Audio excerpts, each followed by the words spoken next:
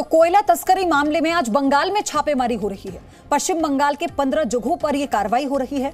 CBI और ED की team ये छापेमारी कर रही है। कोलकाता के बड़े कारोबारी के घर पर भी छापेमारी की गई।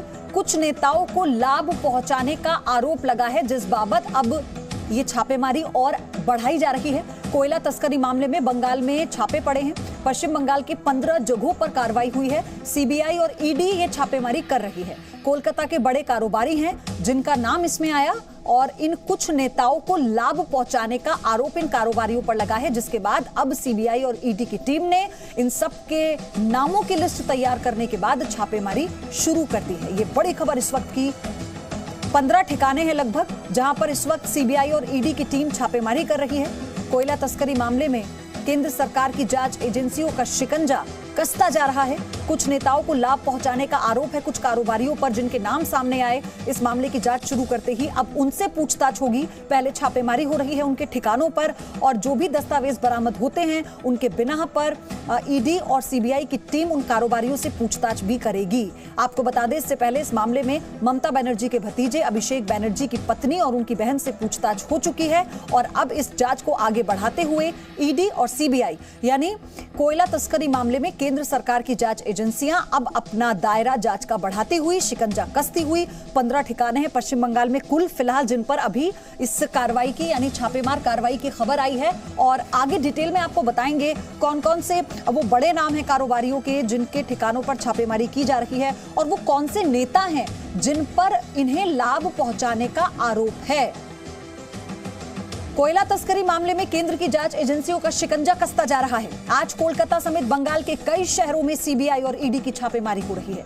खास बात यह है कि इसी हफ्ते ममता बनर्जी के 2 रिश्तेदारों से कोयला तस्करी के मामले में पूछताछ की गई है। पश्चिम बंगाल की मुख्यमंत्री ममता बनर्जी पर सवाल उठे तो उन्होंने केंद्र सरकार पर पलटवार भी कर दिया।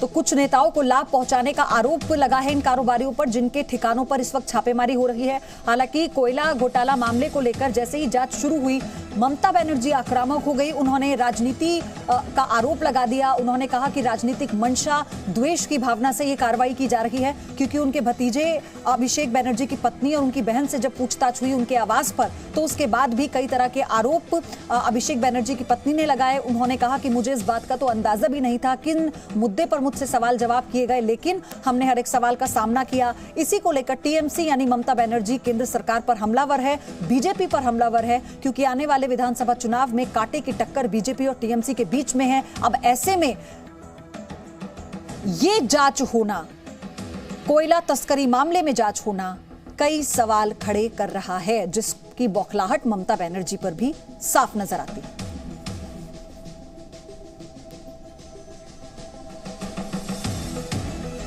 खास बात यह रही कि इसी हफ्ते ममता बनर्जी के 2 रिश्तेदारों के यहां पर कोयला तस्करी मामले में पूछताछ की गई थी दोनों जांच एजेंसियों की तरफ से। पश्चिम बंगाल की मुख्यमंत्री ममता बनर्जी पर सवाल उठे तो उन्होंने भी केंद्र सरकार पर पलटवार कर दिया। 15 ऐसी जगह हैं आज जहां पर सीबीआई और ईडी की टीम छापेमारी कर रही है और कोलकाता समेत कई ऐसे शहर, कई ठिकाने ऐसे कारोबारियों के। आपको फिर बता दें कि कुछ कारोबारी हैं जिनके ठिकानों पर ये छापेमारी हुई है। आपको बताएंगे वो कितने कारोबारी हो सकते हैं, हालांकि अभी ये जानकारी नहीं मिली है।